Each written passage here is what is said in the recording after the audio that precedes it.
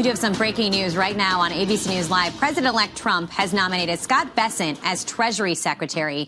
This has been a public battle playing out for this top job in the Trump administration.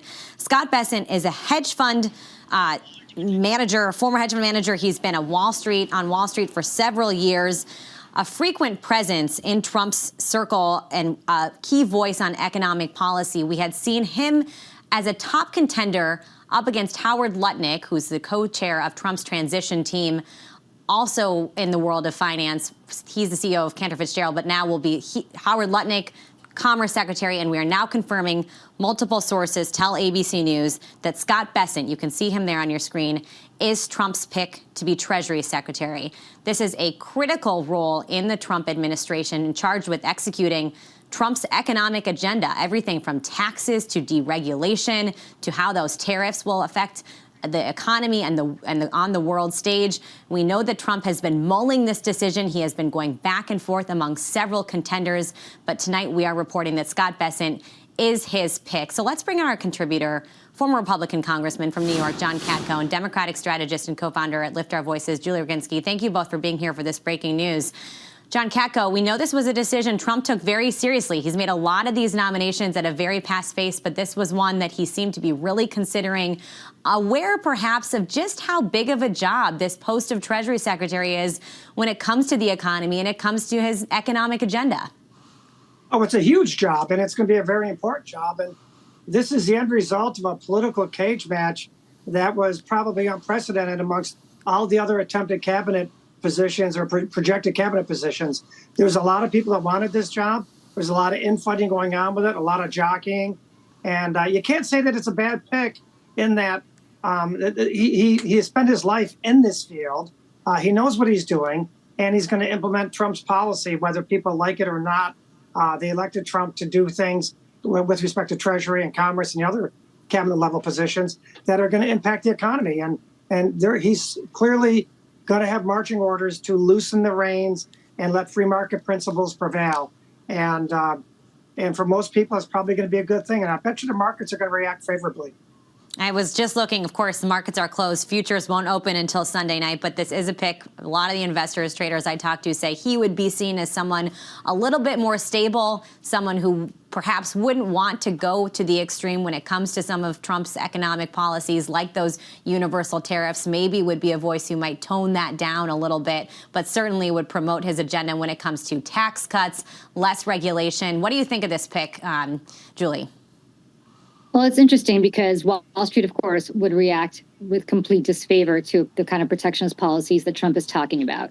And I would assume that if Wall Street futures do indeed open up higher on Sunday, and I expect they will, this would be a signal that Trump is backing off from those tariffs, those vast 100% tariffs on China and those tariffs on other countries that he kept talking about. It's also interesting to see how the economy is going to react to his mass deportation plan and what Wall Street thinks of this pick, because Wall Street, of course, understands the horrible impact, economic impact, that deporting 15 million undocumented immigrants would have on this economy.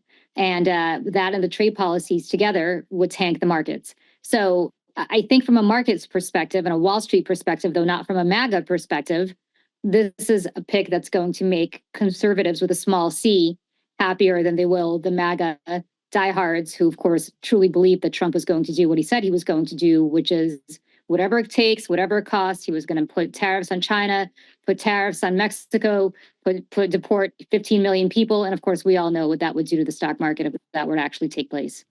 Yeah, notable. Some of the other contenders we know who had been in the running for this job, Kevin Warsh, he's a former Federal Reserve official, potentially now a contender to replace the Federal Reserve Chair, Jerome Powell, when his term is up. Trump has made it clear he's not a huge fan of Jerome Powell at the moment. Another contender had been the CEO of Apollo, huge Wall Street firm. So what does it say to you, John Katko, these close ties and Trump's affection for the stock market that he made very clear he likes to see the stock market at highs, even though, frankly, a lot of his economic policies are at odds with what a lot of big companies, Fortune 500 companies or small businesses would want, like those tariffs? Yeah, I think Julie hit it really perfectly on the head when she said that maybe this is a sobering up of campaign promises that, God knows, a lot of presidential candidates make campaign promises that they don't keep.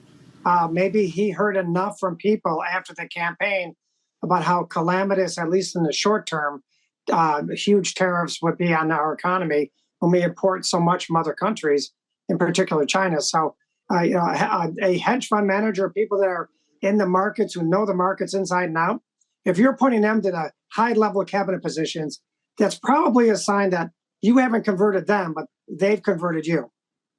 Right. Let's get ABC News White House correspondent Mary Alice Parks in on this conversation. She joins us now on the phone. Mary Alice, this was a very public battle that played out for this nomination. And you know, now Trump's made his pick. What does this mean for his transition? This was kind of one of the main key posts that he had been left to fill at this point. Yeah, absolutely, Elizabeth. It's probably the most high-profile pick that still needed to be filled. And look, so interesting that it was a public fight around this. These are nominations that often get debated behind closed doors very secretively. But, of course, we remember when Elon Musk was tweeting who he thought should get the job. It's interesting to think about this Trump team coming back to the White House. We remember during the first administration that it was a team that was often often really struggled with public fights, sort of jockeying for power, who was in, who was out. A lot of questions and a lot of sort of memories sort of resurfaced about sort of that culture of Trump's teams around this Treasury pick. You know, I think part of this final decision, though, sort of does echo what you've been talking about already, that at the end of the day, sort of some of the more traditional voices seem to have won out. I mean, I think out of a lot of the names that we had heard floated, this will be seen on Capitol Hill as one of the more traditional picks, less likely than others to rock the boat. Still a lot of questions, of course, tough questions about how he would follow through on some of Trump's campaign promises, like you've been talking about, around everything from tariffs to immigration to cryptocurrency. But I think that compared to others, he will be seen as someone that is Wall Street friendly and a more moderating voice potentially. Yeah, this is a big job when it comes to the economy, which we know from exit polling in the election, from talking to voters, is really so many people's number one issue. What is the Treasury Secretary kind of tasked with when it comes to following through on some of those promises? Just give us the picture of what this job does when it comes to those promises that Trump made out on the campaign trail. Yeah, but I have to say, Elizabeth, I feel weird answering that question back to you. You are such our expert in-house. But, you know, in layman's terms, someone who is the face of the administration, not only when we think about Wall Street, but also internationally, setting policy, economic policy for the country. And you're right, of course, we talked to voters around the country, and they answered in our polls about how the economy and how they were struggling with inflation and rising costs was the number one issue going into this race. You know, there's not one simple silver bullet to bring down inflation to and actually, as we've talked about for a long time on our air, inflation rates have been slowing. But to get at that more intangible frustration that voters have had with the economy, there's a wide range of policy proposals that are out there, everything from expanding energy production to those tariffs. And so it's going to be up to the Treasury Secretary to figure out with the president-elect where to prioritize attention and where to sort of pitch those economic proposals to the markets and abroad. Mary Alice, I appreciate they'll always go in on the weeds with me when it comes to economic policy and the role of the Treasury Department. Mary Alice Parks, John Kakko, Julie Rienzi, thank you all so much.